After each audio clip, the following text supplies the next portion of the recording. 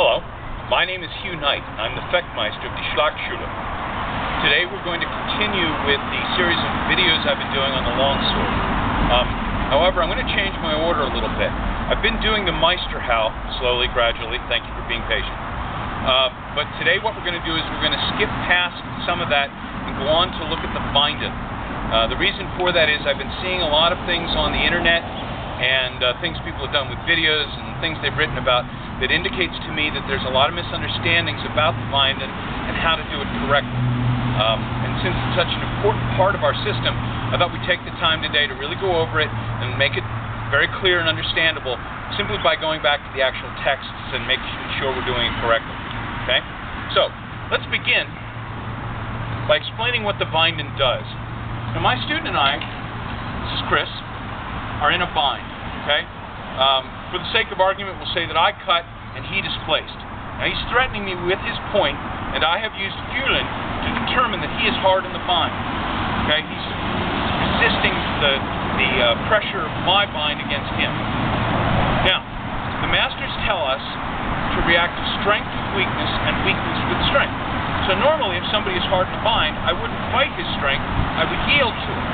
Do something to go sideways around his strength and attack another way. However, what the Winden allows us to do is to turn the tables on that.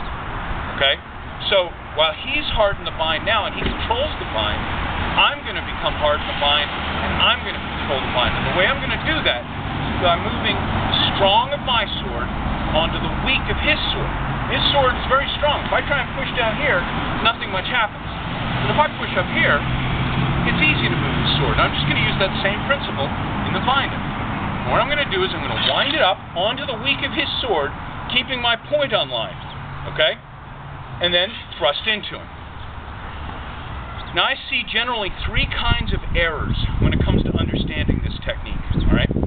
The first is that rather than overcome the strength of his bind, what people do is avoid it. They slope step out to the side, and so they're not actually taking control of the bind at all.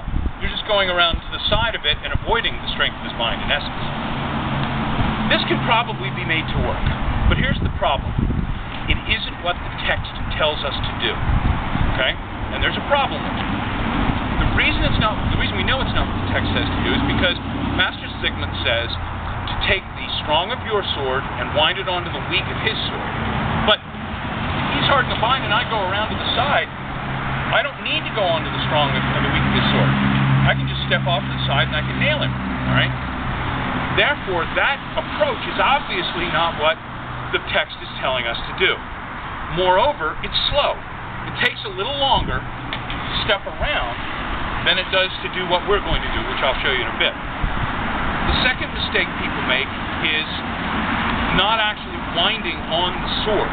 Okay? They don't wind onto the weak of their opponent's sword, they just wind in place. And we've named this particular kind of Winden after a world-famous lecturer, author, translator, video maker, because we have a video of him teaching a seminar, a workshop, where he does exactly this. I'm not going to say his name out of courtesy, but first of all, they bind with points up in the air. Now, if my opponent's points up in the air like this, I'm not going to bind it, because I can't really get up onto his weak.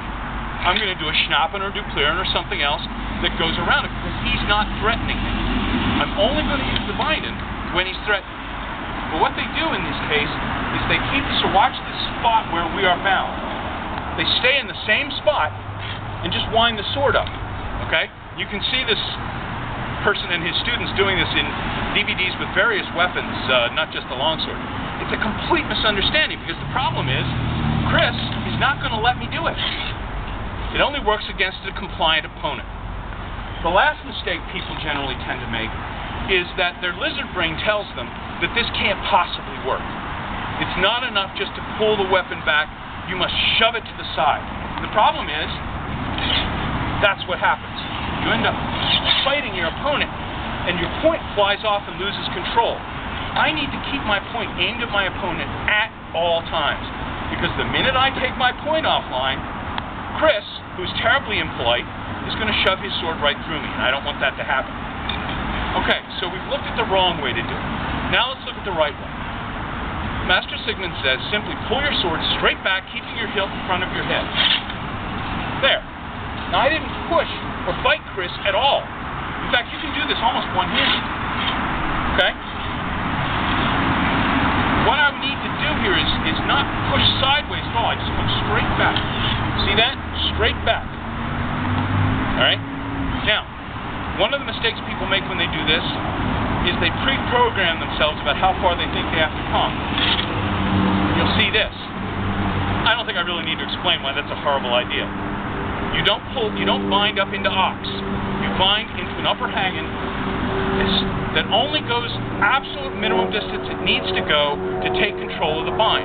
Another one of my students named Joseph has coined the phrase the Nexus of Control to refer to this spot on the bind. Okay? And it's a hard to define thing. Right there it happened. Okay? I can feel it. You must use feeling, just like the masters tell us. Right there. I'm just taking control of it. It's not a thing you can write down on paper. It's what it feels like. Everybody's going to hold their sword a little differently. The pressure's going to be a little different. You must feel for when it happens. And you don't want to go any farther than that because that takes time you don't have. Okay? The next thing we see is the footwork. All right? Now, the problem with most people is that they don't think about how they're going to get their attack in sometimes when they do this. The guy doing the slope step doesn't have to worry about it. But if we're going to stay in the center line and take control, as I said, we have a problem. Here my sword has cut him. But if I wind into the upper hanging, he's out of my reach. I could lean, but we know that's not good technique. So even though the text doesn't mention any footwork, some footwork is clearly necessary. The footwork I like to use is a gathering step. So if you watch my back leg, as I wind up, I gather in with my back foot, and I step off with my front foot. Now, footwork obviously takes time, but remember, you have to move your sword back first, and that means that you have a moment, you might as well step in while you're doing it. It is a huge mistake to wind and then try and step, because then they're subsequent rather than consecutive. I hope that makes sense. So I need to do them together. Okay? Another problem that people have is they don't understand the speed factor of the binding. They just do it in class, and they go 1, 2, and it works. The problem is that in a real fight, your opponent's not going to allow that. As you pull back, he's going to go, hey, I think he's winding. And then you're forced to do something else, which is fine. We have plenty of things to do from there, but I'd like the original binding to work first. So the way you accomplish that is by doing it with a very snappy, almost a snake-like attack kind of a thing. It has to be very fast, and it's very important not to go past the Nexus of Control. You don't want to lift any further up in the blade than you absolutely have to. So done at speed, looks like that. Okay? Snappy, flipping action, very quick. Okay? The last thing we want to take a look at is the way the hands actually work on the binding, because people have a tendency to do this 180 degrees wrong. So if we get a close-up of the hands here, I want you to see that I'm really doing this primarily with my left hand. The right hand relaxes. Now you don't actually open it like I'm doing here. I'm trying to make a point. But my left hand really does the binding, okay?